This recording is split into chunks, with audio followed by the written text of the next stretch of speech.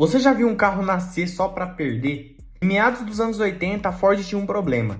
Os rivais no Rally Mundial estavam todos com tração integral, motor turbo e carros pensados do zero para correr, literalmente os protótipos. Enquanto a Ford ainda insistia no Escort, que já não tinha a menor chance dentro do grupo B. Então, ao invés de continuar remendando um carro velho, a Ford tomou uma decisão radical e jogou fora anos de desenvolvimento para construir do absoluto zero um carro de rally mais louco que ela já tinha feito até então.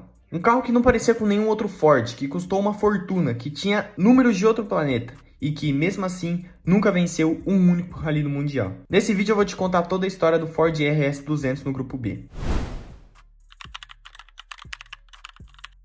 O Grupo B foi uma categoria de rally criada pela FIA no início dos anos 80 e ficou conhecida como a Fórmula 1 das estradas de terra. A ideia era simples, as montadoras tinham liberdade quase total para criar seus carros desde que homologassem pelo menos 200 unidades de rua. Isso abriu espaço para motores turbos gigantescos, tração integral e carrocerias exóticas com fibra de vidro. Tudo isso competindo em estradas de terra, cascalho e neve, cercadas de multidões de pessoas. E foi nessa loucura que nasceram lendas como o Audi 4, o Lancia Delta S4 e o Peugeot 205 T16. E foi aí que a Ford resolveu criar o RS 200. A Ford competia no Rally Mundial desde os anos 70 com o Escort. Inclusive já tinha sido campeã de construtores em 1979 com o Escort RS 1800, junto com o campeonato de pilotos, e ganhou novamente o campeonato de pilotos em 1981 com o Ari Vatanen. Quando o Escort de terceira geração chegou em 1980, com motor na frente e tração dianteira, a Ford resolveu adaptar toda a estrutura do carro para caber um conjunto mecânico de tração traseira, motor 1.8 com cabeçote Cosworth e turbo, entregando cerca de 350 cavalos na versão de competição. Esse projeto se chamava Ford Escort RS 1700T. 18 protótipos foram construídos e testados, mas não deu certo. O carro não era competitivo e pior, os rivais já estavam migrando para a tração integral. A Ford cancelou o projeto, só que ao invés de sair do grupo B, ela decidiu usar tudo que aprendeu com o erro para criar um carro pensado somente em ganhar o grupo B,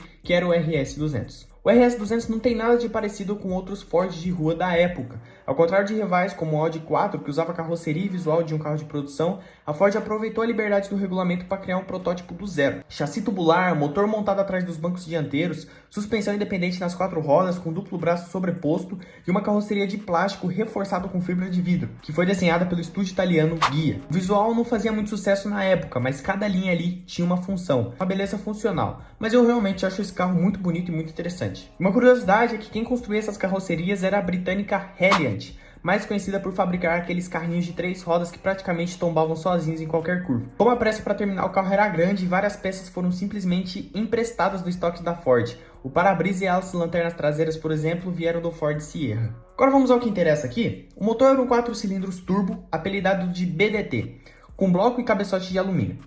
Duplo comando de válvulas e 4 válvulas por cilindro. No início, ele aproveitava um motor 1.8 desenvolvido para o Escort RS 1700T, entregando cerca de 350 cavalos em configuração de competição. No decorrer do projeto, a cilindrada foi ampliada e com o turbo trabalhando em alta pressão, a potência passou dos 400 cavalos, chegando ali perto de 450. Câmbio manual de 5 marchas com embreagem de disco duplo e, obviamente, tração integral, para competir de igual por igual contra o Audi 4. Freios a discos ventilados nas 4 rodas e, para ajudar na distribuição de peso, os engenheiros posicionaram a transmissão na frente do carro, mesmo com o motor no meio, o que exigia que a força passasse primeiro pelas rodas dianteiras antes de ir para as traseiras, através de um diferencial bem complexo na época. O chassi foi assinado por Tony Southgate, projetista com passagem pela Fórmula 1, com a ajuda de John Wheeler, engenheiro da própria Ford que também vinha do automobilismo de alto nível. Peso na casa de 1.050 kg, número de outro mundo para um carro homologado em 1985. Só que o grande problema do RS 200 não foi mecânico, e sim o tempo. A Ford não queria arriscar lançar um carro ruim, então levou tempo demais desenvolvendo o projeto. O RS 200 só ficou pronto no fim de 1985, estreando em fevereiro de 1986, bem depois de rivais como o Peugeot 205 Turbo e o próprio Audi 4 já estarem redondos e vencendo prova atrás de prova. O RS 200 estreou em 1986, com Stig Blomqvist no carro principal da equipe, um grande nome. Mas o primeiro resultado de peso veio nas mãos de Kalle Grundel, terceiro colocado em casa no Rally da Suécia. Parecia o início de uma trajetória de bons resultados, só que na etapa seguinte aconteceu uma tragédia que mudaria para sempre a história do Grupo B e com ela a história do próprio RS 200. Rally de Portugal de 1986. Quase 500 mil de pessoas se aglomeravam ao total para ver carros passarem, sem qualquer isolamento de segurança, e foi nessa especial que o piloto português Joaquim Santos, ao tentar desviar de espectadores que estavam sobre a estrada, perdeu o controle do seu RS 200 e acertou em cheio na multidão. Mais de 30 pessoas ficaram feridas e 3 morreram. Muito triste. Realmente, quando eu tava fazendo esse roteiro, me deu até um choque, assim, tá ligado? Um arrepio, assim, porque, mano, eu parei pra perceber o quanto o Grupo B foi, assim, trágico, tá ligado? Trágico. No mesmo dia, os pilotos oficiais se reuniram no Hotel Estoril Sol e decidiram, em conjunto, abandonar a prova em protesto contra a falta de segurança. Walter Rowe liderou o movimento, mas foi Henri Toivonen quem leu o comunicado para os organizadores. Assim, a gente já via que até os pilotos sabiam que ia dar cagada, e era óbvio que ia dar cagada, né, cara?